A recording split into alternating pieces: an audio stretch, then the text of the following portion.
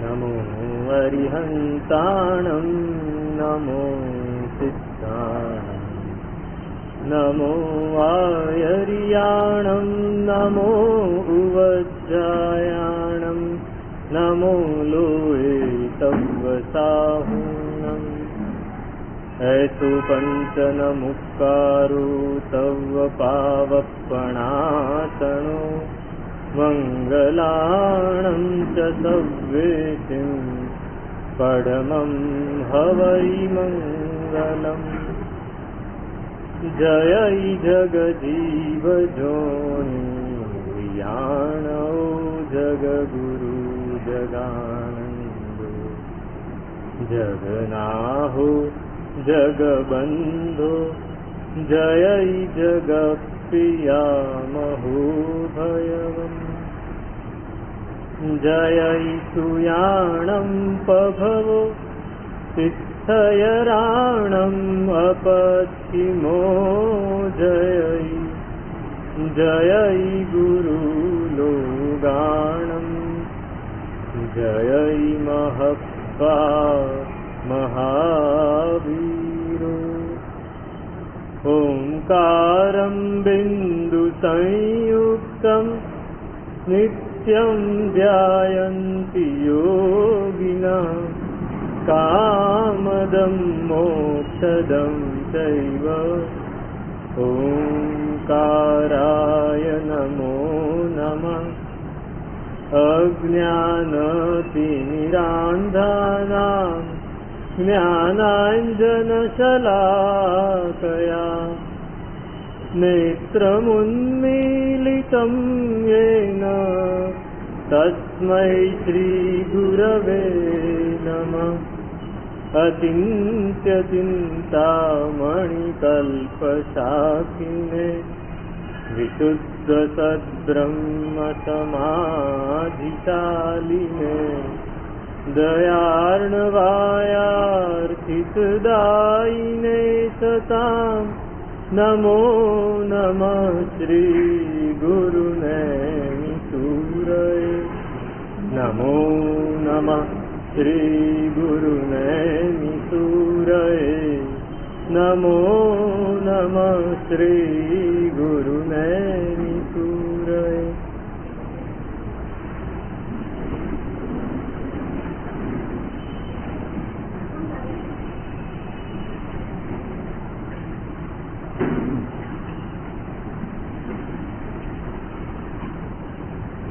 ચોથી દીપરા દ્રષ્ટિની વાત આપણે ગઈકાલે શરૂ કરી દીધી. પ્રાણાયામવતી દીપરા ન યોગોત્થાન અવત્યલમ તત્વશ્રવણ સંયુક્તા સૂક્ષ્મ બોધ વિવર્તિતા. ચોથી દૃષ્ટિ એ દીપરા દૃષ્ટિ, દીપકના પ્રકાશ જેવો બોધ જેની અંદર છે એ દીપરા દૃષ્ટિ. બોધ લાંબા સમય સુધી રહે છે પણ કાયમી બોધ નથી. દીવો વાટ અને તેલ એને અવલંબે. વાટ અને તેલ, વાટ ઓછી હોય તો એ દીવો ઓલવાઈ જાય, તેલ ઓછું હોય તો એ ઓલવાઈ જાય, હવા બહુ હોય તો પણ ઓલવાય. પણ જ્યાં સુધી ઓલવાય નહીં ત્યાં સુધી પ્રકાશ આપે. એમ આ દૃષ્ટિ પણ અગર જ્ઞાનાવરણીય કર્મ, મોહનીય કર્મનો પવન આવે, એનો ઉદય થાય અને હવા જોરથી આવે તો કદાચ દૃષ્ટિનો બોધ જતો પણ રહે, પણ ત્યાં સુધી એકદમ મજબૂત બોધ. એને લીધે શું થાય છે કે ક્રિયા એ ભાવ ક્રિયા સુધી નથી પહોંચતી. ભાવ ક્રિયાની યોગ્યતા આવી જાય છે, ભાવ ક્રિયા ગમવા પણ માંડે છે, પણ ભાવ ક્રિયા બંધ થતી નથી, દ્રવ્ય ક્રિયા જ રહી જાય છે. કેમ કે સૂક્ષ્મ બોધ થતો નથી. સૂક્ષ્મત્વ આવે છે પણ જે સમ્યક્ત્વમાં સૂક્ષ્મત્વ આવે એવું સૂક્ષ્મત્વ અહીંયા નથી. વિવેક નથી થતો કે આ સાચું છે અને આ ખોટું છે એવો વિવેક આ દ્રષ્ટિમાં હજી સુધી પહોંચ્યો નથી. છતાંય ગુણો કેટલા બધા છે. તો પ્રાણાયામ અહીંયા મુખ્ય ગુણ કયો છે? પ્રાણાયામ. આ દ્રષ્ટિમાં, ચોથી દ્રષ્ટિમાં ચોથું અંગ યોગનું પ્રાણાયામ. પહેલામાં યમ હતા 5 વ્રત, બીજામાં નિયમ હતા 5 નિયમ, ત્રીજામાં આસન, આસન સ્થિરતા મળી. હવે ચોથામાં પ્રાણાયામ આવે. પ્રાણાયામ એટલે શું? પ્રાણ એટલે આપણા શ્વાસ. આપણા શરીરની અંદર 5 વાયુ રહે છે, ખબર છે? આપણે તો એક જ માનીએ, અલગ અલગ જગ્યાએ અલગ અલગ વાયુ રહે. પ્રાણ એ આપણે શ્વાસ લઈએ પ્રાણ. અપાન વાયુ જે વાસુક થાય છે. ઉદાન વાયુ એ પેટમાં રહે, જે આપણને ઓડકાર આવે છે, અહીંયા રહે છે કંઠમાં. નહીં, ઉદાન વાયુ એટલે કંઠમાં રહે છે. અને વ્યાન વાયુ છે આખા શરીરમાં રહે છે. સમાન વાયુ પેટમાં રહે છે, ઉદાન વાયુ કંઠમાં રહે છે, અને વ્યાન વાયુ આખા શરીરમાં રહે છે. એટલે પ્રાણ, અપાન, સમાન, ઉદાન અને વ્યાન, આ 5 વાયુ છે. એમાંથી પ્રાણની વાત છે. પ્રાણ એટલે શ્વાસોચ્છ્વાસ, એનો આયામ એટલે એને લાંબા કરવા. આપણા શ્વાસ સહજ રીતે જ ચાલતા હોય છે. 1 મિનિટમાં 15 થી 16 શ્વાસોચ્છ્વાસ આપણે લેતા હોઈએ. 1 મિનિટમાં કેટલા શ્વાસોચ્છ્વાસ લઈએ? 15 થી 16. જેને શ્વાસની તકલીફ હોય એ વધારે લે, જેના ફેફસા નબળા હોય એને વધારે શ્વાસ લેવો પડે, કેમ કે ઓક્સિજન સામાન્ય નોર્મલ માણસ 15 થી 16 શ્વાસ લે.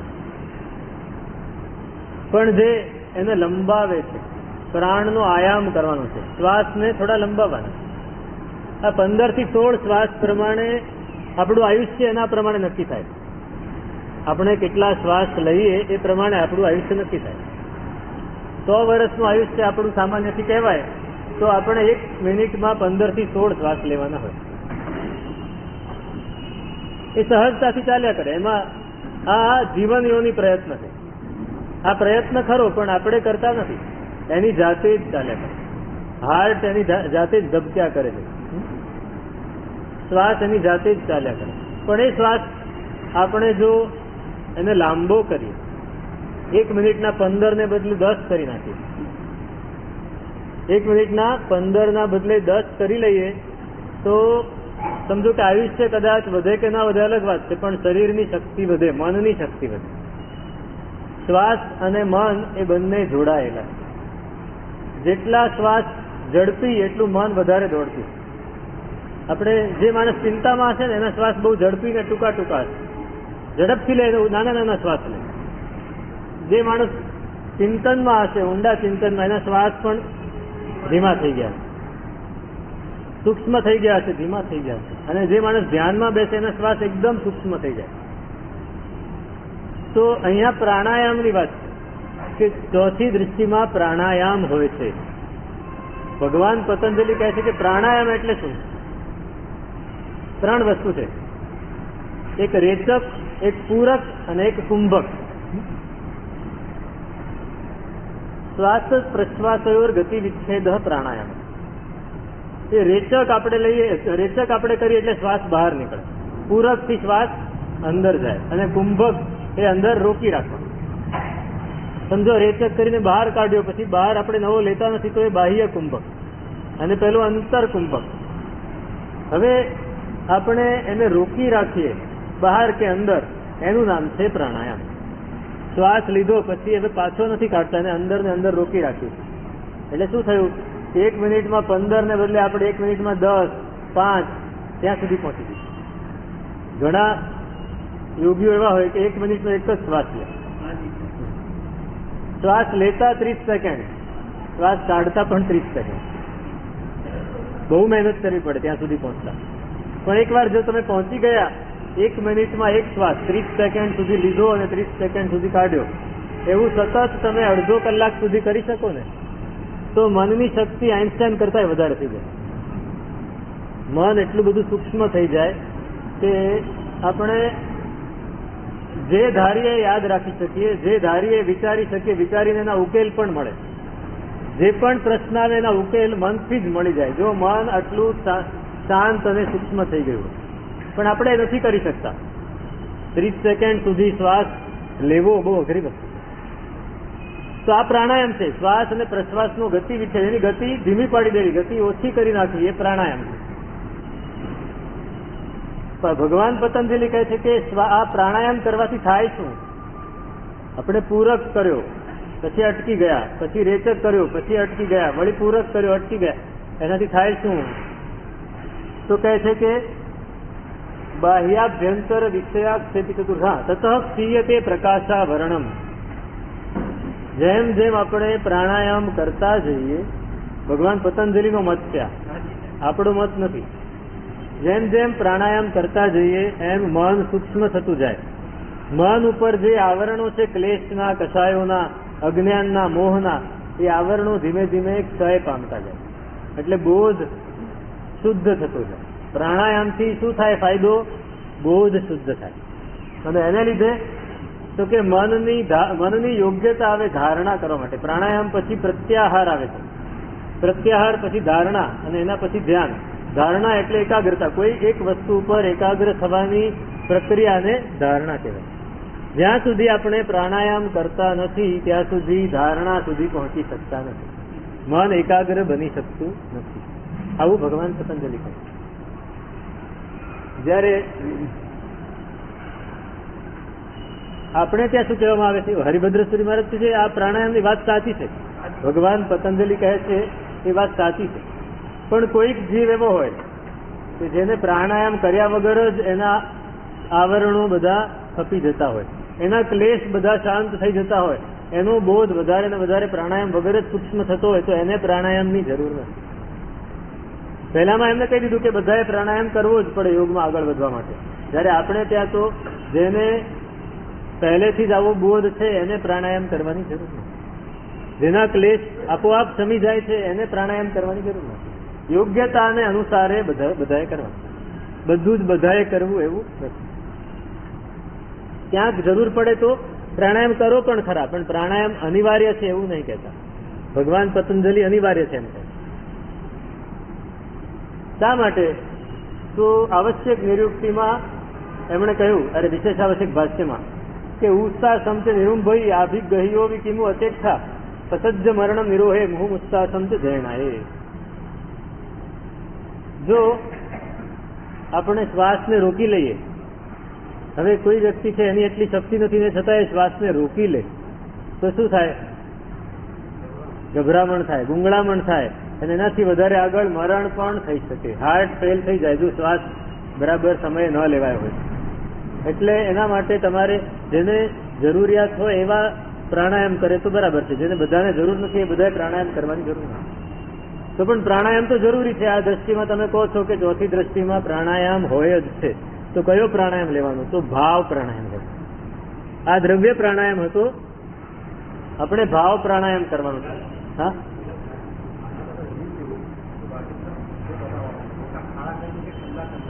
હા, એ લોકોએ પ્રેક્ટિસ કરેલી. જેટલી પ્રેક્ટિસ કરો એટલા શ્વાસને રોકી શકાય. હા, બોધ એ લોકો તો આની માટે જ કરે છે. બોધ વધે, બોધ વધે, પણ એની મૂળ શું છે કે આપણો આશય કયો છે, આપણું લક્ષ્ય કયું છે, એને અનુસારે બોધ મળે. આપણું લક્ષ્ય સમજો કે લોકોને દેખાડવા પૂરતું જ છે તો પછી પેલો બોધ આવીને પણ જતો રહે. બોધ તો આવે પણ હકીકતમાં એના ઉપર લક્ષ્ય સવાર થઈ ગયું છે કે હું 1 કલાક સુધી ખાડામાં રહી શકું છું, મારે દેખાડવું. એટલે પછી બોધ આવ્યો તો પણ નહીં આવે બરાબર છે. અને જેનું લક્ષ્ય હોય કે મારે મારા આત્માનો વિકાસ કરવો છે તો એને આપોઆપ બોધ આવશે. મૂળ આપણા લક્ષ્ય ઉપર અવલંબે. તો અહીંયા ભાવ પ્રાણાયામ કરવાની વાત કરે છે કે ભાવ પ્રાણાયામ કરી શકાય. તો કહે છે કે બાહ્ય ભાવ રેચક ઇહાજી પૂરક અંતર ભાવ કુંભક સ્થિરતા ગુણે કરીજી પ્રાણાયામ સ્વભાવ. રેચક સ્યાદ બહિર્વૃત્તિ અંતર્વૃત્તિશ્ચ પૂરક કુંભક સ્તંભવૃત્તિશ્ચ પ્રાણાયામ સ્ત્રીભેશ્ય. પ્રાણાયામ શું કરવાનો? ભાવ પ્રાણાયામ. તો કે બાહ્ય ભાવો છે, બહિરાત્મ દશા છે, કુટુંબ પરિવાર પ્રત્યેનો મમત્વ વગેરે મૂર્છા છે, આ બધા બાહ્ય ભાવો છે. આસક્તિઓ છે, રાગ છે, ક્લેશ છે, આ બધા બાહ્ય ભાવો છે. એનું રેચન કરો, એનું રેચન કરો. રેચન તો કરવાનું જ છે. પેલામાં શ્વાસનું રેચન. રેચન એટલે બહાર કાઢવું. રેચન એટલે શું? બહાર કાઢવું. વૈદરાજ રેચ આપે એટલે શું? બહાર કાઢી. પંચકર્મ કરે ને, કોઈએ કરાવ્યું હોય તો ખ્યાલ હોય તો, પંચકર્મ એમાં રેટ આપે. પહેલા એમાં માલિશ હોય, રેટ હોય, એ બધું કરાવે. 5 અલગ અલગ જાતની વસ્તુ કરાવે. વમન, વિરેચન અને માલિશ અને હા એ બધું કરાવે. એમાં વિરેચન જયારે કરાવે ને તો પેટ સાફ થવા માટે, હા શુદ્ધિ માટે, શરીર સાફ થવા માંડે. પહેલા ઝાડા થાય, 10-15 ઝાડા થઈને સાફ થયું, પછી ઉલટીઓ શરૂ થાય એની જાતે જ. 10-15 ઉલટી થઈને આખું શરીર એકદમ ક્લિયર થાય. એના પછી જે દવા આપે એ અસર કરે, ત્યાં સુધી અસર ના થાય. એવી રીતે અહીંયા રેચન કરવાનું છે. તો કે પહેલા બાહ્ય ભાવોનું રેચન કરો. કુટુંબ, પરિવાર એ બધા પ્રત્યેનું જે મમત્વ છે, પોતાની જાત પ્રત્યેનું મમત્વ છે, શરીર પ્રત્યેનું મમત્વ છે, પૂતગલની આસક્તિ છે,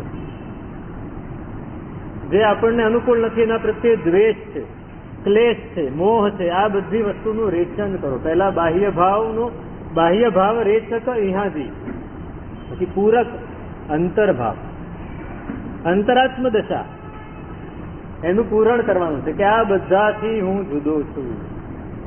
એગોહમ નથી મેં કોઈ, હું એકલો છું, મારું કોઈ નથી. હું એકલો છું, મારું કોઈ નથી. સ્વજન તનયાદિ પરિચય ગુણૈ રિહ મુધા બધ્યતે મૂઢરે.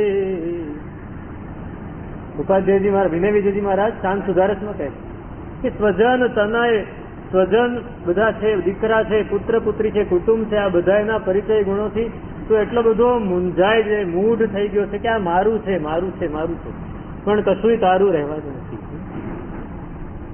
બધું જયારે જતું રહે છે, અથવા તું એકલો જતો રહે છે, એકલા રે આવ્યા, આપણે રોજ ગાઈએ છીએ, ઘણી વાર ગાઈએ, પણ અંદર બેસતું નથી. આ જે અંતરાત્માનો ભાવ છે કે હું આ બધાથી જુદો છું, એને અંદર પૂરવાનો.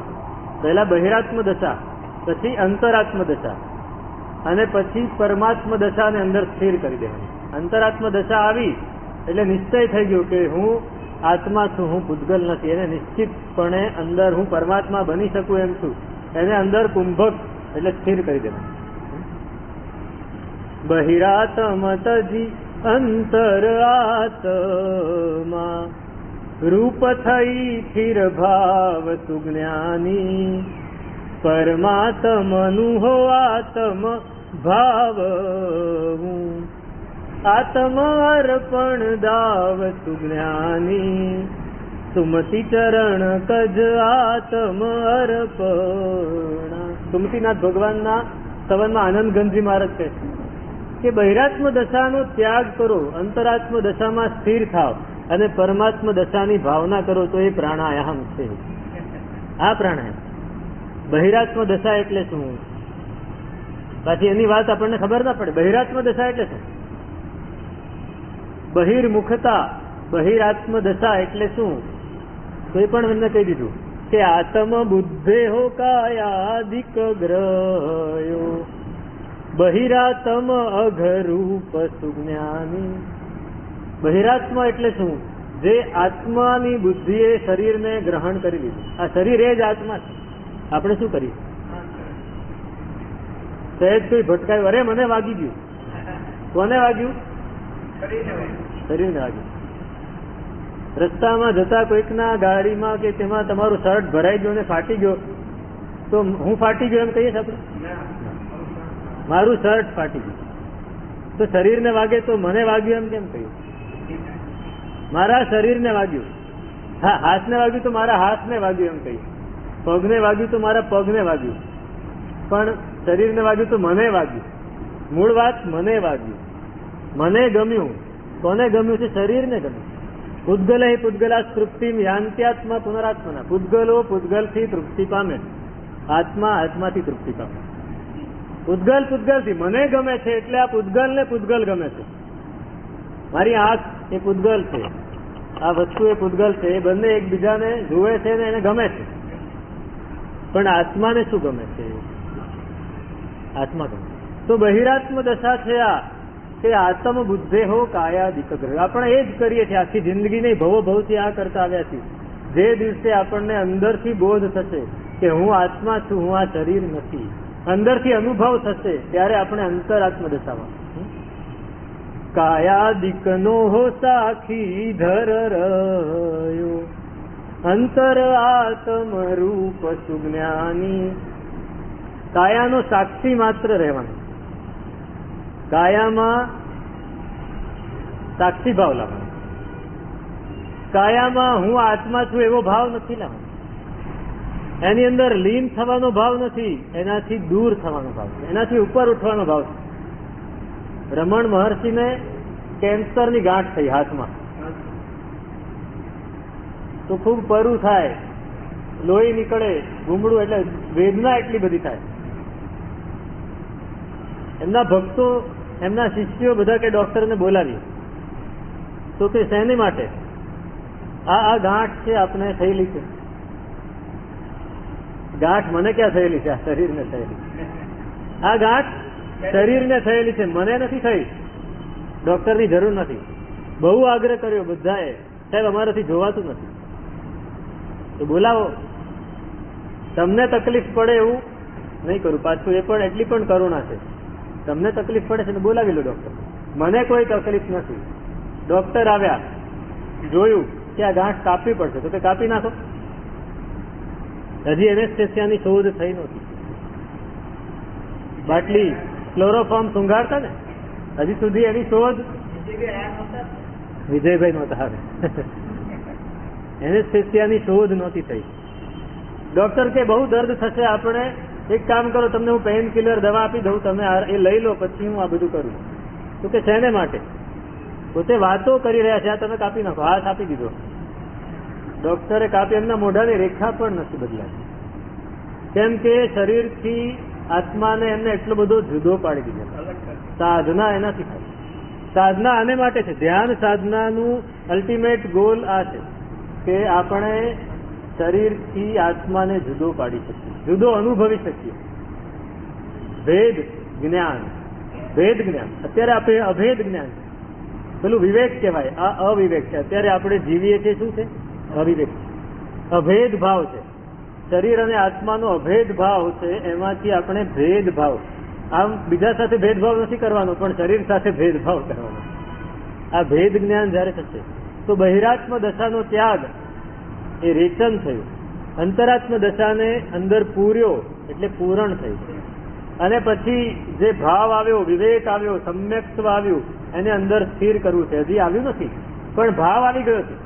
એ ભાવ અંદર સ્થિર થઈ જાય તો આ પ્રાણાયામ આ ચોથી દ્રષ્ટિમાં આવે. આ પ્રાણાયામ આપણે અવશ્ય કરવાનો છે. પહેલો પ્રાણાયામ કદાચ કરીએ કે ન કરીએ, પણ આ પ્રાણાયામ અવશ્ય કરવો.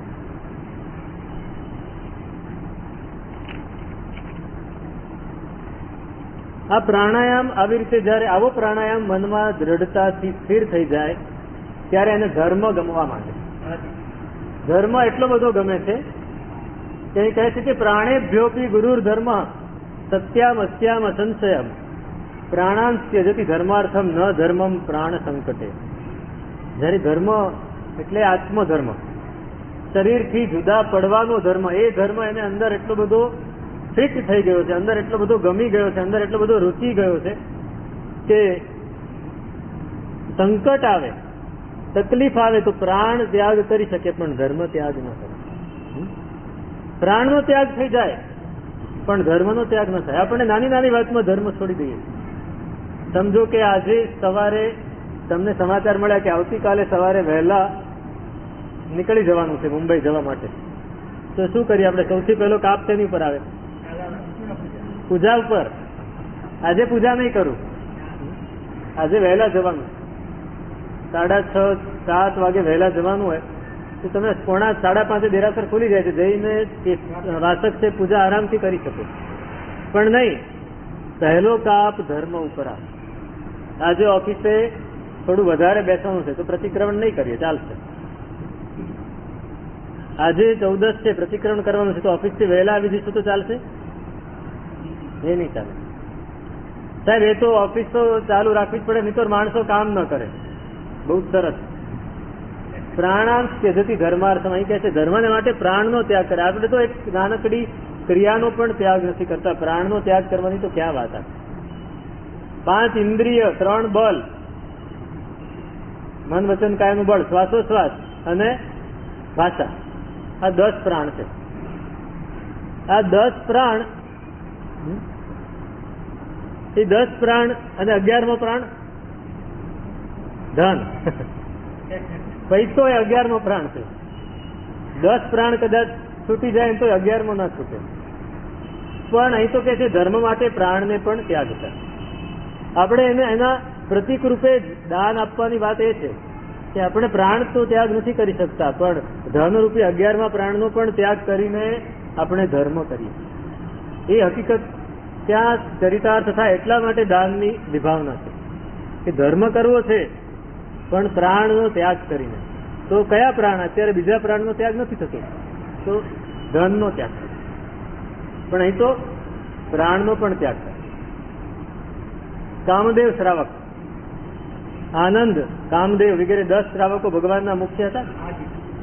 એમાં કામદેવ શ્રાવક ભગવાનના વચનો સાંભળ્યા અને એને બોધ થયો. 12 વ્રત અંગીકાર કર્યા. 12 વ્રત અંગીકાર કર્યા. એમાં નિયમ લીધો કે દર તિથિએ પૌષધ કરવો. દર તિથિ આ ભાઈ કરે છે આપણે પૌષધ કરવો. પૌષધ કરીને શું કરવાનું? પૌષધ ઉપવાસ પણ કરવાનો અને આખી રાત કાયોત્સર્ગમાં ઉભા રહે. પૌષધ કરીને આખી રાત કાયોત્સર્ગમાં ઉભા રહેવાનું. સાધુ ભગવંતો જે કરે, મેં હમણાં કહ્યું હતું કુમારપાળ રાજાની આવી ભાવના કે પૌષધ કરીને રાત્રે ચોરાહા ઉપર ચોકમાં બરાબર વચ્ચે કાયોત્સર્ગમાં ઉભા રહેવાનું. અને એ વખતે પેલો સાંઢ આવીને શરીર ઘસે તો પણ એનું ધ્યાન તૂટે નહીં, કાયોત્સર્ગ તૂટે નહીં. એવું હું ક્યારે કરી, એવી એમની ભાવના. પણ કામદેવ શ્રાવક તો એવું કરે, દરરોજ દર તિથિએ કરે અને એકદમ સ્થિર થઈને નિષ્ઠાપૂર્વક નિશ્ચલ થઈને એ ધ્યાન કરે ઉભા. હવે ઇન્દ્ર એ ગુણાનુરાગી છે અને એ પાછા ભરત ક્ષેત્રના એટલે આપણા અર્ધ મનુષ્ય ક્ષેત્રના એ અધિપતિ છે. દક્ષિણાર્ધ મનુષ્ય ક્ષેત્ર છે એના એ અધિપતિ છે. એટલે એ નજર નાખતા હોય કે ક્યાં શું કંઈક બની રહ્યું છે કે નહીં. ભગવાન હતા, તીર્થંકર હોય એટલે એને ખાસ ધ્યાન રાખવું પડે કે કંઈક બનતું નથી. એમાં એમની નજર પડી કામદેવ શ્રાવકની આરાધના ઉપર કે આ શ્રાવક કેટલો સરસ છે, કેટલી સરસ આરાધના કરે છે. એને માથું હલાવી દીધું. અવધિ જ્ઞાનનો ઉપયોગ મૂકેલો માથું આમ ધૂણાવ્યું. એટલે બધા દેવો બેઠા હતા કે સાહેબ માથું કેમ ધૂણાવ્યું અચાનક? આમ શું થયું કે આમ માથું ધૂણાવ્યું? તો કે ખરેખર કેવા લોકો હોય છે ધાર્મિક કે ધર્મને માટે બધું જ છોડીને આરાધના કરવામાં તત્પર હોય. તો કોણ છે એવું? તો કે આ કામદેવ શ્રાવક. તમે જુઓ કેવા નિશ્ચલ મનથી એ ધ્યાન અને કાયોત્સર્ગ કરે છે. એને દેવો પણ ચલાયમાન ન કરી શકે એટલી તો એની નિષ્ઠા છે.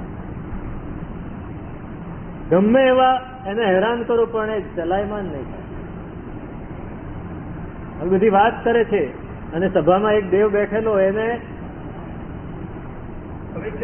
પરીક્ષા કરવાનું મન થયું. કેમ અવળચંડા હોય ને કોઈ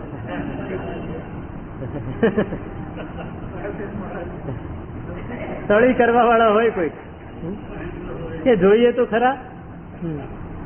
મહેન્દ્રભાઈ મારા જેવા જોઈએ તો ખરા. આ ઇન્દ્ર ખાલી ખોટા વખાણ જ કરે છે ને. મૂળ ઇન્દ્રને મહાવીર સ્વામીનો ધર્મ બહુ ગમે છે એટલે એ વખાણ કરે. રાજા વાજા ને વાંદરા એ સરખા હોય, બધા બીજા જેમ ચલાવે એમ ચાલે. આ રાજા છે, એને પોતાનું તો મગજ હોય ને. એમ આ માણસ એ મગજરું કહેવાય. એક પડી હોય ને તો ઠેકાણે આવી જાય. હમણાં સુરતમાં થયું હતું. સુરતમાં રાંદેર રોડ સંઘ છે, અડાજણ પાટિયા. ત્યાં સોસાયટીમાં થોડી બબાલ થઈ ગઈ. સોસાયટીમાં બધા જૈનેતરો રહે અને જૈનો આવી રોજ ધમાલ કરે ને એટલે પેલા લોકોએ કેસ કરી દીધો. ત્યાં પાર્કિંગ કરવા ન દે, સાધુજીને પણ બહુ તકલીફ પડે એટલે આ લોકોએ રેલી કાઢી. આપણા જૈનોના યુવાનો એ બધા ભેગા થઈને રેલી કાઢી. પોલીસે કીધું રેલી કાઢજો, પણ ધમાલ નહીં કરતા, નારાબાજી નહીં કરતા, તમે રેલી કાઢો, વિરોધ કરો, અમને કોઈ વાંધો નથી.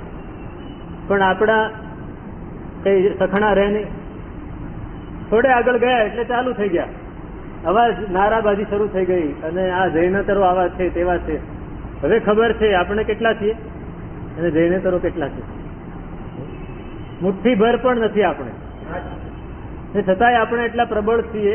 આપણું વજન પડે છે, સરકારમાં પણ વજન પડે, છતાંય આ અવળચંડાઈ કરવા ગયા એટલે પોલીસે ફરી આવીને વોર્નિંગ આપી કે તમે આ મત કરો, તમે શાંતિ રાખીને પહોંચી જાઓ. તો કે ના, અમે તો કરીશું. તો પછી દંડાવાળી થશે ને તમે સહન નહીં કરી શકો. પણ આપણા યુવાનો માન્યા નહીં, એને શરૂ થઈ ગયા એટલે પોલીસે 2 દંડા 2 જણાને માર્યા ને બધા જ ઘર ભેગા થઈ ગયા. દંડો સહન કરવાની તાકાત, પોલીસનો દંડો કેવો પડે, મહિના સુધી ઉભો ના થાય માણસ, મહિના સુધી ઉભો ના થાય. તો પેલા દેવ વિચારે છે કે આ મનુષ્ય એક દંડાનો ઘરાક છે, એક દંડો પડ્યો ને તો બધો કાવસગ એનો પારી જશે. એટલે તો આવ્યો તરત જ નીચે, એને તો વિચારવાનું જ છે, જેવું વિચાર્યું ભેગો નીચે આવી ગયો, વૈક્રિય રૂપ કરીને આવ્યો છે. અને કામદેવ શ્રાવક પાસે આવીને એને તો સીધી ધમકી જ આપી, એ ધુતારા, હું મંડી પડ્યો છે, ચાલ ચાલ બધું બંધ કર, કાંઈ થવાનું નથી આનાથી. કામદેવ શ્રાવક અંદર લીન થઈ ગયા, એ કઈ સાંભળતા નથી. એટલે આને થયું આ સાંભળશે નહીં, એને દંડાવાળી કરવી પડશે. 1-2 દંડા બાજુમાં ફટકાર્યા, કાંઈ 2-3 ધરી દીધી તોય કાંઈ નહીં. હલતા જ નથી, ચલતા પણ નથી. એને થયું કે આમ નહીં માને, એને કીડીઓ વિકુરી, કીડી મોટી મોટી કીડીઓ વિકુરી, મકોડાથી પણ મોટી, અને એની શરીર ઉપર છોડી દીધી. શું થાય? એક કીડી ચટકો ભરે તો આપણે તો બધા કાવસક પારી લઈએ, આજુબાજુ વાળા પારી લે. શું થયું શું થયું એમ છે, કઈ જ નહીં. કીડી ચટકા ભરે તો કોને ભરે છે? શરીરને ભરે. બોલવું બહુ સહેલું છે, કપડું ફાટે છે એટલું બોલવું સહેલું છે. હે, બીજા માટે બોલવું નહીં. સાપ વિકુર્વ્યા, કીડીથી નહીં માને તો સાપ એના શરીર ઉપર ફરે. હવે સાપ આપણી બાજુમાં આવે તો આપણે ભાગી ન શકીએ. વીંછી, સાપ બધા વિકુરવી દીધા. નહીં, જંગલી પશુ વિકુર્વ્યા. ભગવાનને સંગમ દેવે 20 ઉપસર્ગ કર્યા હતા, આમણે પણ એટલા બધા ઉપસર્ગો કર્યા. પિશાચ બનાવ્યો, અરે કામદેવ શ્રાવકને ઉપાડીને આકાશમાં ફંગોળીને પાછો નીચે, પણ ધ્યાનમાંથી ચલિત નથી થતા. જે થવાનું છે શરીરને થવાનું છે. ભગવાને મેં અપ્પાણમ ગોસીરામી કહી દીધું છે, જ્યાં સુધી મેં અભિગ્રહ લીધો છે સવાર સુધી હું પારીશ નહીં ખાઉં છું, નથી પારતો. પ્રતિકૂળ બને એટલા ઉપસર્ગો કર્યા, ધમકીઓ આપી, બધું જ કર્યું. નહીં, હવે અનુકૂળ ઉપસર્ગ કરે, અનુકૂળ ઉપસર્ગ કરે છે. એને ભોગની લાલસા કરાવી એટલે સામે ધર્યા, આ ભોગો તમારી માટે 5 વિષયને અનુકૂળ, આ ખાવાનું છે, આ પીવાનું છે, આ સાંભળવાનું, સંગીત, નૃત્ય, સ્ત્રીઓ, બધું જ સામે મૂકી દીધું. કોણ જુએ? નહીં માન્યા તો એના દીકરા દીકરી હતા એને પકડીને લઈ આવ્યા, આ બધાને તારી સામે મારી નાખું. જોવે છે કોણ? જોવાનું જ નહીં. માતા પિતાને લઈ આવ્યા, તારા માતા પિતાને હમણાં જ મારી નાખું. ભલો માણસ હલી જાય ને, માતા પિતાને કઈ થાય નહીં. છેલ્લે પત્નીને, શ્રાવિકાને લઈ આવ્યા. બધાથી માણસ ન હારે, પણ શ્રાવિકા પત્નીને કોઈ હેરાન કરે તો માણસ ન ઉભો રહી શકે. ત્યાં પણ નથી. એ કાવસગને પારતા નથી. એટલે દેવ સમજી ગયો કે આને પલાળી શકાય એમ નથી, આને ચલાવી શકાય એમ નથી, આનો વાળ પણ વાંકો કરી શકાય એમ નથી, ગમે તે કરું આ માણસ. એને થયું કે ના, ઇન્દ્રની વાત સાચી. ઇન્દ્રની વાત સાચી, પણ એમાં પ્રાણ ઓલાનો જાય ને. ફરી એને પરીક્ષા થઈ અને આનો પ્રાણ જાય, પણ પ્રાણ જાય પણ બચન ન જાય, ધર્મ ન જાય. પ્રાણ જાય પણ ધર્મ ન જાય. દેવ એમના પગે પડી ગયો, ક્ષમાપના માગી, સાહેબ ક્ષમા કરો, તમારી પ્રશંસા ઇન્દ્રે કરીએ સાચી હતી. કામદેવ શ્રાવક એની સામે જોતા તક નથી જોતા. હા, તને માફ કર્યો નહીં. કૌસ્તક નથી પારવો, કૌસ્તકનો અભિગ્રહ છે. 4 પ્રહર સુધી ઉભા રહેવાનું. સવારે 4 પ્રહર પૂરા થયા, કૌસ્તક પાર્યો, કૌશદ પાર્યો અને ભગવાન બિરાજમાન હતા સમવસરણમાં, ત્યાં વંદન કરવા ગયા. તો ભગવાને ધર્મલાભ તો કયા, પણ કહ્યું કે કામદેવ શ્રાવક તમે બહુ સારી સ્થિરતા રાખી. કોણ શાબાશી આપે છે? મહાવીર સ્વામી. કામદેવ શ્રાવકને ભગવાન મહાવીર સ્વામી શાબાશી આપે છે કે પ્રાણ જાય તો પણ તમે ધર્મનો ત્યાગ ન કર્યો. અને પછી ગૌતમ સ્વામી વગેરે બધા સાધુઓ બેઠા હતા, એમને કહે છે કે જો આ શ્રાવક હોવા છતાં પણ આટલું બધું કરી શકે છે, આટલી સ્થિરતા રાખી શકે છે, આટલા ઉપસર્ગોને સહન કરીને પણ પોતાનો કૌશદ પારતા નથી, છોડતા નથી. અને સાધુએ પણ આ રીતે કરવાનું છે, તમે એમાંથી બોધપાઠ ગ્રહણ કરવું, એમ સાધુઓને કહે. આ કામદેવ શ્રાવક. આવું ક્યારે આવે? જયારે પ્રાણ કરતા પણ ધર્મને અધિક ગણ્યો હોય છે. આપણે ધર્મને અધિક ગણીએ છીએ? ધર્મને અધિક નથી ગણતા. આપણે માન્યતાને અધિક ગણીએ છીએ. ઘણા લોકોની માન્યતા બહુ કટ્ટર હોય, માન્યતા છોડે નહીં, ધર્મને છોડી દે કદાચ, પણ માન્યતાને ન છોડે. અહીંયા માન્યતાની વાત નથી, ધર્મની વાત. ધર્મને પ્રાણ કરતા પણ વધારે સારી રીતે પાળવો. એક એવ સુહૃદ ધર્મો મૃતમપ્યનુયાતિ શરીરેણ સમમ નાશમ સર્વમન્યસ્તુ ગચ્છતિ. કેમ પ્રાણ કરતા પણ ધર્મને વધારે મહત્વ આપો છો? તો કે આપણો સાથી, એકનો એક સાથી છે ધર્મ. સાથી ઘણા બધા મળ્યા, પણ ક્યાં સુધી આવવાના? ક્યાં સુધી આવવાના? કોઈક ઘરના દરવાજા સુધી, કોઈક બહારના ગેટ સુધી, કોઈક ગલીના નાકા સુધી અને કોઈક સ્મશાન સુધી. સાથે કોણ આવવાનું? ધર્મ. સાથે ધર્મ આવવાનો. કોઈક અહીંયા અટકી જશે, કોઈક આગળ અટકી જશે, કોઈક ગલીના નાકે અટકી જશે, કોઈક સ્મશાન સુધી આવીને એનાથી આગળ કોઈ આવવાનું નથી. તો કહે છે કે મૃતમ અપ્યનુયાતિ, બાકી બધું શરીરની સાથે નાશ પામી જાય છે, પણ મરણ પામ્યો હોય તો પણ એની સાથે જાય છે ધર્મ. એટલે ધર્મને નથી છોડવું. એ આ દ્રષ્ટિનો પ્રાણ છે. આ દ્રષ્ટિમાં આવો નિશ્ચય, દ્રઢતા એનામાં આવી જાય અને એને લીધે એને ધર્મ પ્રત્યેની લાગણી એટલી બધી વધે છે કે ધર્મ વધારે ને વધારે શીખવા માટે તત્વ શ્રવણ કરે છે. અહીંયા તત્વ શ્રવણની મહત્તા આ રીતે છે કે એને ધર્મ એટલો બધો ગમે છે કે હવે એ સમજવા માટે ધર્મ શ્રવણ કરવા માટે આગળ વધે છે અને એને ધર્મ શ્રવણ મળે છે. એટલે ધર્મનું શ્રવણ કરવા માટે જ્યાં પણ મળે ત્યાં એ જઈ અને ધર્મ શ્રવણ કરીને ધર્મમાં આગળ કઈ રીતે બધા એના ઉપાયો ગોતે. કઈ રીતે? તો કે સારાંભ ત્યાગતો યદ્વન મધુરોદક યોગત બીજ પ્રરોહમ આદત્તે તદ્વત તત્વ શ્રુતેર નરઃ. કોઈક બીજ વાવ્યું છે, ભાલ પ્રદેશ છે ને, ભાલ પ્રદેશ જોયો આપણે? નહીં, ધોલેરા બાજુ, ધોલેરા બાજુ, ધોલેરા બાજુ આપણે જઈએ એટલે ભાલ પ્રદેશ કહેવાય. મૂળ પહેલા દરિયો હતો, એ દરિયો ધીમે ધીમે ધીમે એ ખાડી હતી, એમાં કાંપ વધતો ગયો, પાણી પાછળ જતું ગયું, એટલે અત્યારે જમીન થઈ ગઈ છે, ખારો પાટ. ખારો પાટ. ત્યાં કોઈ વસ્તુ ઉગે નહીં, કોઈ વસ્તુ ના ઉગે. કેમ કે ઉગાડવા જાય, કદાચ માટી લાવીને પણ ઉગાડવા જાય ને, ત્યાંનું કોઈ જગ્યા ચોખ્ખી કરીને બહારથી નવી માટી લાવીને લાલ માટી કે કાળી માટી નાખીને અંદર ઉગાડવા જાય તો પાણી ત્યાંનું ખારું જ હોય, કડવું પાણી હોય, એનાથી કોઈ વસ્તુ ઉગે નહીં. તો એમ કે છે કે એને ઉગાડવું હોય તો શું કરવું? તો કે મીઠું પાણી નાખવું પડે. મીઠું પાણી નાખવું પડે. અત્યારે પણ ઘણી જગ્યાએ ત્યાં બગીચા બનાવ્યા છે, પણ આ રીતે બહારથી ખાતર લાવે, બહારથી માટી લાવે, પાણી પણ બહારથી લાવે અને ઉગાડે, એમ ઉગી શકે. તો કહે છે કે અહીંયા પણ આ વ્યક્તિ છે એ પોતાના જીવનમાં જે ખારાશ છે, જે ખારો પાટ છે એને સાફ કરે. ખારો પાટ સાફ કરીને જમીનને સારી બનાવીને એની અંદર સારું ખાતર, સારી માટી નાખીને બિયા વાવે છે, બીજ વાવે છે, વૃક્ષોના બીજ વાવે છે. પણ એ વૃક્ષો ઉગાડવા માટે પાણી જોઈએ. 3 દ્રષ્ટિમાં એને ખેડ કરીને વાવણી કરી. હવે ચોથી દ્રષ્ટિમાં પાણી જોઈએ તો કયું પાણી? મીઠું પાણી. તો કે ધર્મ શ્રવણનું પાણી. ધર્મ શ્રવણનું પાણી, ધર્મ શ્રવણનું મીઠું પાણી એ અંદર નાખ્યા કરે છે, સિંચ્યા કરે છે.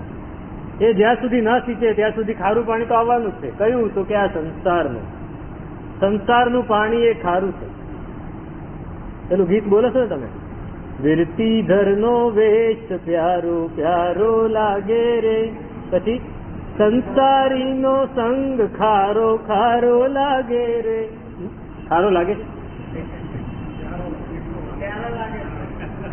પ્યારો લાગે, સારો લાગે, મીઠો લાગે. સંસાર સારો લાગે છે, સંસાર ખારો નથી લાગતો.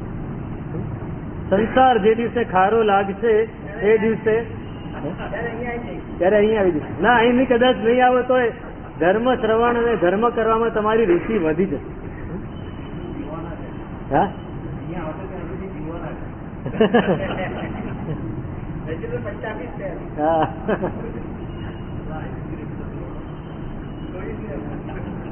તો ધર્મ શ્રવણ રૂપી મીઠું પાણી સિંચવાનું. સંસારનું જે ખારું પાણી છે એ સતત સિંચાયા કરે છે, એને લીધે જમીન બગડ્યા કરે છે. જમીન બગડ્યા કરે છે એટલે ધર્મનું બીજ ઉગતું નથી. એને બીજને ઉગાડવા માટે શું કરવું? મીઠું પાણી, ધર્મ શ્રવણ. ધર્મનું શ્રવણ, તત્વનું શ્રવણ એ અહીંયા નાખ્યા જ કરવું પડશે. અહીંયા નાખ્યા કરવું પડશે. અને એનાથી એ ધર્મના શ્રવણથી જે મીઠું પાણી જશે ને, અંદરની ખારાશ ધીમે ધીમે ખલાસ થતી જશે, ઓછી થતી જશે. એ ખારાશ પૂરેપૂરી નીકળી જશે. પછી જે બીજ ઉગશે, પછી જે છોડ ઉગશે, પછી એમાં જે ફૂલ ફળ ઉગશે. એક બહુ સાચો પ્રસંગ મારી સાથે જ બનેલો. એક વ્યક્તિ, અમે વાપી હતા ને, એક વ્યક્તિ કનોજ થી આવે, મેરઠ કનોજ. એ અત્તર વેચે, અત્તરિયા કહેવાય. અત્તરની મોટી પેટી લઈને નીકળે અને ગામે ગામ ફરે. જેને પણ અત્તર જોઈતું હોય, કોઈ રઈસ માણસ હોય, કોઈ શોખીન માણસ હોય, જૂના ગામડામાં મળે. હવે શહેરોમાં અત્તર નથી વાપરતા, સ્પ્રે વાપરે. તો એ અત્તર વેચવા નીકળે. તો એ અમારા ઉપાશ્રયમાં આવી ગયું કે સાહેબ અત્તર જોઈતું હોય. તો મેં કીધું અત્તર અમારે કઈ કામનું નથી. પણ મેં કીધું અત્તર તો કામનું નથી, પણ તમે અત્તર કઈ રીતે બનાવો છે મને કહો, મારે જાણવું છે. જોયા જીવ્યા કરતા જાણ્યું ભલું. જાણવું તો છે કે તમે બનાવો છો કઈ રીતે, એને આખી પ્રક્રિયા દેખાડી. મેં કહ્યું કે પણ તમે ફૂલમાંથી અત્તર બનાવો છો, તો ફૂલમાંથી અત્તર બધો ફૂલ ત્યાં ઉગે છે, એમ અહીંયા અમદાવાદમાં ગુજરાતમાં પણ ઉગે છે. તો અહીંયા ફૂલમાંથી અત્તર કેમ નથી બનાવતો? ત્યાંના ફૂલમાંથી જ અત્તર બનાવો. અથવા તમે બેંગ્લોર ને સાઉથમાંથી ફૂલ મંગાવો છો, ગુજરાતના ફૂલ કેમ નથી વાપરતા? તો કે સાહેબ ગુજરાતના ફૂલ છે ને, એ કે હું તડકામાં બહાર જઈને ઉભો રહું, આમ આંગળી ઊંચી કરીને 5 મિનિટ ઉભો રહું ને, પછી હું એ આંગળી મોઢામાં નાખું તો મને ખારાશ અનુભવાશે. તેને લીધે કે આજુબાજુમાં નજીકમાં દરિયો છે, નજીકમાં દરિયો છે એટલે અહીંયા ખારાશ છે, વાતાવરણમાં ખારાશ છે. એટલે એ ખારાશ એ જમીનમાં પણ આવી ગઈ. એટલે એમાંથી જે ફૂલ ઉગે એમાં મીઠાશ ના હોય, એમાંથી એટલી સુગંધ ના નીકળે, એમાંથી અત્તર બને તો ફીક્કું ફીક્કું નીકળે. અને અમારે ત્યાં આવી રીતે કલાક ઉભા રહીએ તો મોઢામાં આંગળી મૂકે તો મીઠી લાગે, ખારી ના લાગે. કેમ કે ગંગા નદીનું પાણી એ બાજુ વહેતું હોય છે, એની મીઠાશ. એને લીધે ફૂલ પણ એટલા રસકસ વાળા, ને એમાંથી જે રસ નીકળે એનું અત્તર. આપણી ભૂમિ આવી ખારાશ વાળી, એમાં ધર્મનું બીજ કદાચ નાખીએ ને તો એ ફીક્કું જ હોય. ગમે એટલું પાણી રેડવા જઈએ ને તો ફીક્કું હોય. એટલે પહેલા જમીનને સાફ કરવી પડશે. આપણું વાતાવરણ જે ખારાશ વાળું છે ને, સંસારની ખારાશ ભળી ગઈ છે, એ ખારાશને સાફ કરવી પડશે. મધુરતા આવે, મીઠાશ આવે ત્યારે આપણને આપણી અંદર જે ફૂલ ઉગશે ધર્મના એ રસકસ વાળા. તો અહીં ધર્મ શ્રવણ એ મીઠાશ, એ મીઠું પાણી અંદર રેડવાની પ્રક્રિયા છે, અંદરની ખારાશને નાબૂદ કરવાની પ્રક્રિયા છે, એ અહીંયા થાય છે. અને એને લીધે એને લીધે શું થાય છે? ધર્મ શ્રવણ કર્યું. કોની પાસે કર્યું? ગુરુ ભગવાન. ધર્મનું શ્રવણ કર્યું, ગુરુ ભગવાન પાસે કર્યું. એટલે અંદર બોધ થયો, ધર્મ સાચો છે, સંસાર ખોટો છે, ધર્મમાં મારે આગળ વધવું છે. પણ આ ધર્મ સાચો છે મને શેને લીધે જણાયું? ગુરુ મહારાજને લીધે. એટલે ગુરુ ભક્તિની પરાકાષ્ઠા ત્યાં આવે છે. ત્યાં ગુરુ ભગવાન પ્રત્યે ભક્તિ પ્રગટતી જાય છે, વધતી જાય છે. અહીં કહે છે કે અતસ્તુ નિયમાદેવ કલ્યાણમ અખિલમ નૃણામ ગુરુ ભક્તિ સુખોપેતમ લોકદ્વય હિતાવહમ. આ ધર્મ શ્રવણથી અને ધર્મ શ્રવણથી જ આપણું કલ્યાણ થાય એવી એને અંદર પ્રતીતિ થઈ જાય, એવો ભરોસો, એવી ખાતરી થઈ જાય છે કે ધર્મ શ્રવણ કરવાથી જ આ ભવ અને પરભવનું મારું કલ્યાણ થશે. અને એ કોને લીધે થશે? તો કે ગુરુ ભગવંતને લીધે. એટલે ગુરુ ભગવંત પ્રત્યે એની ભક્તિ વધતી જાય, ભક્તિ વધતી જાય છે. તીવ્ર ગુરુ ભક્તિ અંદર ઉત્પન્ન થાય, તીવ્ર બહુમાન પેદા થાય, આદર અને સત્કાર, અહોભાવ. ગુરુ મહારાજ પ્રત્યે અંદરનો અહોભાવ, બહુમાન. એ દિવસે મેં કહેલું કે તત્વ શ્રવણ કદાચ ન મળે અને તત્વની સાંભળવાની ઈચ્છા હોય ને તો પણ સંયોગક્ષમ થાય. એ જ રીતે ગુરુ ભગવાન કદાચ કઈ સંભળાવે નહીં, પણ એમના પ્રત્યે આપણો અહોભાવ હોય, આપણું બહુમાન હોય, ગુરુ ભગવાન આપણને બોલાવે પણ નહીં તો પણ આપણો અહોભાવ હોય ને તો એ આપણને બોધ મળે, આપણો ધર્મ વધે, એમના આશીર્વાદ, એમની કૃપા મળે. એને લીધે કર્મોનો સંયોગક્ષમ થાય. એક આશ્રમ, એમાં ગુરુ બધા શિષ્યોને માર્ગ શીખવાડે, ધર્મ સાધના શીખવાડે. ઘણા શિષ્યો આવીને ભણે. એમાં એક શિષ્ય આવ્યો, એક યુવાન આવ્યો, સાહેબ મારે આપની પાસે ધર્મ શીખવો છે, યોગ માર્ગ શીખવો છે, સાધના શીખવી છે, મને શીખવાડો. તો કે સારું, અત્યારે તું રસોડામાં જઈને રસોઈયાને મદદ કર. પહેલું કામ ગુરુએ આ કહી દીધું, સહજથી સાહેબ. એણે પોતાનું નિવેદન કરી દીધું કે મારે ધર્મ શીખવો. ગુરુ ભગવાન અત્યારે શું કહ્યું? રસોડામાં જા, રસોઈયાને સહાય કર, એ જે કામ કે તારે કરવાનું. ભલે જતો રહ્યો. રસોડામાં રસોઈયાની પાસે ગયો કે મને ગુરુએ મોકલ્યો છે તમને સહાય કરવા માટે, તમે જે કામ કહેશો હું કરીશ. સારું, એને કામ કીધું, આ પ્રમાણે તમારે કરવાનું છે, આ કરવું, તે કરવું, એક પછી એક છેલ્લે વાસણ ઘસવાના, બધું જ સાફ સફાઈ કરવાની, રસોડાની બધું જ કરાવ્યું. 1 દિવસ ગયું, 2 દિવસ ગયા, 3 દિવસ, અઠવાડિયું, મહિનો, 2 મહિના. શું થાય અંદરથી? મને આ કામ કરવા માટે રાખ્યો છે કે સાધના કરવા માટે? હું અહીંયા સાધના કરવા માટે આવ્યું છે એવું મનમાં થાય ને, પણ આ નથી વિચારતો. આ યુવાન સમર્પિત છે ગુરુ ભગવાન છે, કે ગુરુ ભગવાન જે દિવસે કહેશે એમને મેં કહી દીધું છે. હવે પોતે યોગ્યતા જોઈને બોલાવશે. મહિનો, 2 મહિનો નહીં, વર્ષ, 2 વર્ષ ને 3 વર્ષ થઈ ગયા. 3 વર્ષ થઈ ગયા. ગુરુ ભગવાન ઉંમરવાળા હતા. એક દિવસ બધા શિષ્યોને ભેગા કર્યા અને 3 વર્ષ વીત્યા પછી કે હવે મારે નિવૃત્તિ લેવી છે, હું સમાધિ લેવા ઈચ્છું છું, એટલે મારી જગ્યાએ હવે બીજાની મારે સ્થાપના કરવાની, મારી પાટ ઉપર બીજાને બેસાડવાનું. તો બધા જે શિષ્યો હતા, ભણેલા ગણેલા, એકદમ સાધક હતા, બધાને મનમાં થઈ ગયું કે મારો જ વારો આવશે. એટલે ગુરુ ભગવાન કહે કે હું જેને પાટ ઉપર બેસાડું બધા તમને મંજૂર હશે ને? હજી સાહેબ મંજૂર હશે. તરત જ રસોડામાંથી પેલાને બોલાવ્યો. રસોડામાંથી પેલાને બોલાવવા મોકલ્યો, પેલાને બોલાવી લાવો. એ આવ્યો. જી સાહેબ, એને એમ કે કઈક કામ હશે એટલે બોલાવે છે. જી સાહેબ ફરમાવો. તો કે આજથી ગુરુની પાટ ઉપર તને બેસાડું. બધા આભા બની ગયા કે આને તો હજી કઈ શીખ્યો નથી, રસોડાનું કામ જ કર્યું છે અને એને ગુરુ તમે આપની પાટ ઉપર બેસાડો. બધા પ્રશ્નો પૂછે, કેમ સાહેબ? તો કે મેં એને એક કામ સોંપ્યા પછી એને એક પણ પ્રશ્ન 3 વર્ષમાં નથી કર્યો કે મને તમે બીજું કામ કેમ નથી સોંપતા. જ્યાં સુધી ગુરુ નિર્દેશ ન કરે ત્યાં સુધી એક જ કામ કર્યા કરવું. કારણ કે ખબર છે, ગુરુ ઉપર વિશ્વાસ છે કે એ જે કરશે એ સાચું અને સારું જ કરશે. આ વિશ્વાસ તમારામાં છે? બધાને પૂછે છે, બધા શિષ્યોને નથી. એટલા માટે એને મારી પાઠ ઉપર બેસાડજો. હવે તમારે એની આજ્ઞા માનવાની. અને હકીકતમાં એને પાઠ ઉપર બેસાડતા વેચ અંદરથી એને જ્ઞાન સ્ફુરવા માંડ્યું. અંદરથી સંયોગક્ષમ થયો, જ્ઞાન સ્ફુરવા માંડ્યું. ગુરુ ભગવાનના આશીર્વાદ મળ્યા અને સાચા અર્થમાં ગુરુ બન્યું. આ ગુરુ ભક્તિ પ્રભાવેણ તીર્થકૃત દર્શનમ મતમ. આમાં છે શ્લોક. સમાપત્યાદિ ભેદેન નિર્વાણ એક નિબંધનમ.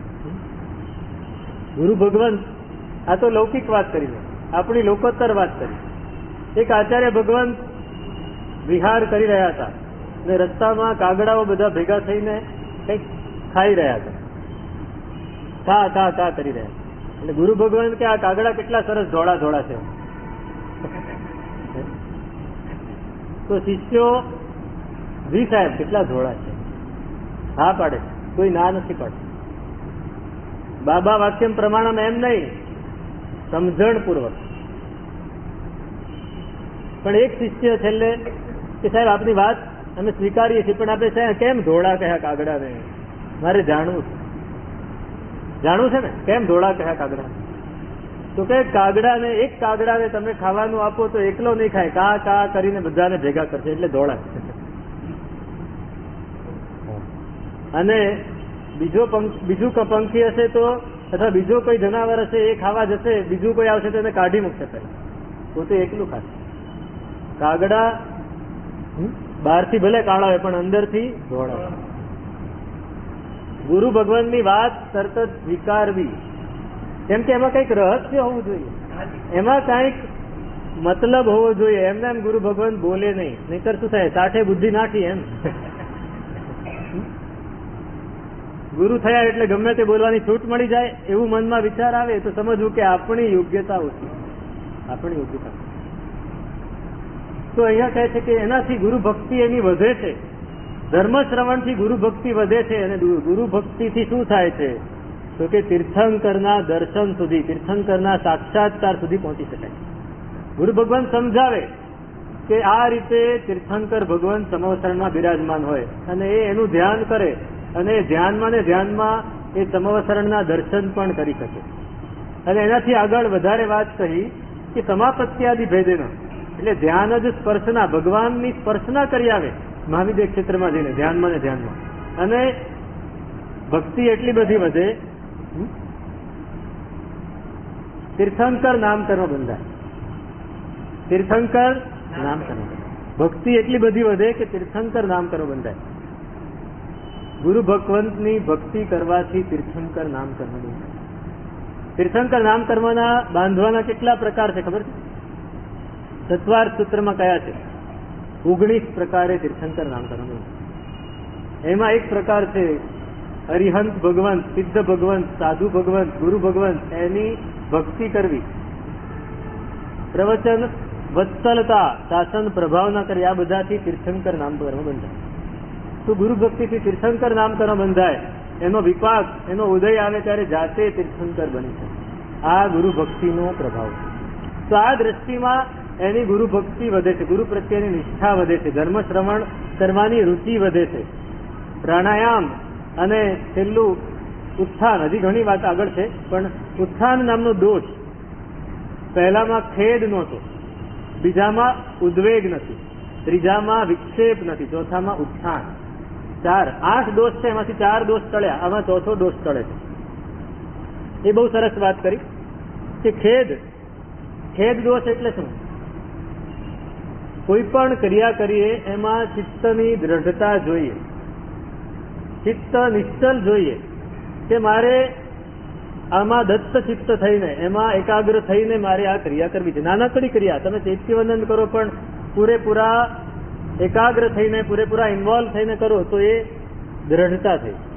પણ એમાં કંટાળો આવે, અરે રે આ ફટાફટ પતાવો, હવે જલ્દી ભાગો, દેરાસરમાં કેટલી વાર બેસી રહેવું. તો ખેદ, આ ખેદ છે, અંદર કંટાળો આવે. ઉદ્વેગ એટલે શરૂ કરતા પહેલા જ અંદરથી અનાદર થઈ જાય કે આ નથી કરવું.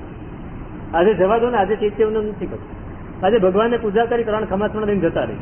આ ઉદ્વેગ, અને કદાચ કરવું પડે, કોઈ આગ્રહ કરે ચાલો ને આપણે સાથે કરી લઈએ, તો કેવી રીતે કરે? રાજાની વેઠ કરતા હોય એવી રીતે કરે. અહીંયા સબી છે રાજ વિષ્ટિ સમા ક્રિયા, રાજાની વેઠ જેમ કરતા હોય ને, આ ઉદ્વેગ થવાથી થાય છે શું? ઉદ્વેગનું ફળ કર્યું છે, કહ્યું છે કે યોગીના કુળમાં જન્મ ન મળે. યોગીનું કુળ એટલે શું? જે કુળમાં ધર્મની આરાધના થતી હોય, ધર્મની સાધના થતી હોય, ધર્મ શ્રવણ થતું હોય, બધી અનુકૂળતા મળતી હોય, યોગીનું કુળ કેમ? જેમ આપણને અત્યારે જે પરિસ્થિતિ મળી છે, જે કુટુંબમાં આપણને જન્મ મળ્યો છે, નાનપણથી સંસ્કાર આપવામાં આવે છે. અત્યારે ઘણી માતાઓ પોતાના બાળકોને લઈને રોજ વંદન કરાવવા આવે છે. તેને માટે સંસ્કાર અપાવે છે. આ યોગી કુળ છે. જો આપણે ક્રિયામાં ઉદ્વેગ કરીએ તો યોગી કુળમાં જન્મ ના મળે. મનુષ્ય જન્મ કદાચ મળી જાય, પણ આર્ય કુળમાં જન્મ ના મળે. આર્ય કુળમાં પણ જન્મ મળે તો ધાર્મિક કુળમાં જન્મ ના મળે. ત્રીજો ક્ષેપ, વારંવાર ચિત્ત ક્રિયા કરે છે પણ ચિત્ત બીજે જતું રહે છે. થોડી વાર થઈને ચિત્ત જતું રહ્યું, થોડી વાર થઈને ચિત્ત જતું રહ્યું, તો એ નકામું થઈ જાય, એ ક્રિયા નકામી થઈ જાય. કોની જેમ? તો ડાંગર વાવે ને, ખબર છે ડાંગર વાવે ખેતરમાં, તો નાના નાના ધરું થાય ને પછી એને ઉખાડીને બીજે વાવવા પડે. એક વાર વાવે ત્યાં સુધી વાંધો નહીં, બીજી વાર કાઢીને વાવે, ત્રીજી વાર કાઢીને વાવે તો પછી ડાંગર ઉગે છે. એમ આપણી ક્રિયામાં વારંવાર મન અહીંથી ત્યાં ને ત્યાંથી ત્યાં જતું રહે તો એ ક્રિયા કોઈ દિવસ ક્રિયા ઉગી ના નીકળે, ફળે નહીં. અને ચોથો છે ઉત્થાન દોષ. એ આમાં આ ત્રણ દોષ ત્રણ દ્રષ્ટિમાં ટળી ગયા. ચોથો છે ઉત્થાન દોષ, એટલે પ્રશાંત વાહિતા. એક પ્રવાહ ચાલે છે ચિત્તનો, શાંતિપૂર્વકનો, એ પ્રવાહ ન રહે અને ક્રિયા કરતા કરતા વચ્ચે ઉભગી જાય, વચ્ચે થાકી જાય. એટલે ક્રિયા થાય ખરી પણ કંટાળો આવવા લાગે. પેલામાં ખેદ હતો પણ આમાં ઉત્થાન છે, એટલે મન ક્યાંક બીજે જઈને પાછું આવ્યું. એટલે યથોચિત એનું જે ફળ મળવું જોઈએ એ ન મળે. આ ઉત્થાન દોષ અહીંયા ટળે છે. તો આ ચોથી દ્રષ્ટિની વાત છે. હજી એમાં થોડી વાત છે, એમાં બોધ કેવો હોય છે, સૂક્ષ્મ બોધ શા માટે નથી હોતો એની વાત છે. તેનું શું સ્વરૂપ છે અગ્રે